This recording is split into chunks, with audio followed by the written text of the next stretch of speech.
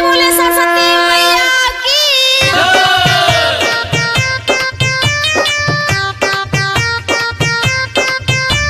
केवी recording studio देवसर।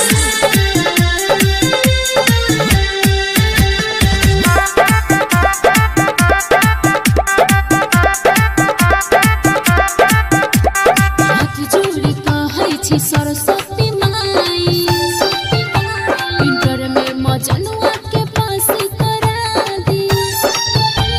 हाथ जोड़ी कहै छी सरस्वती माई इंटर में मजनुआ के पास करा दी।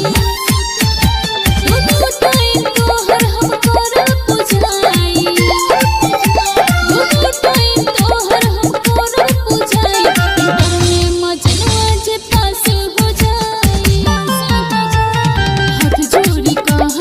सरस्वती माई इंटर में मजनुआ के पास करा दी।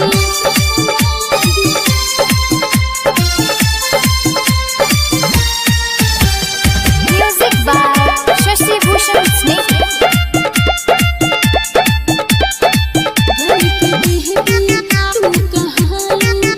गुरु घर घर में मैया पूजा।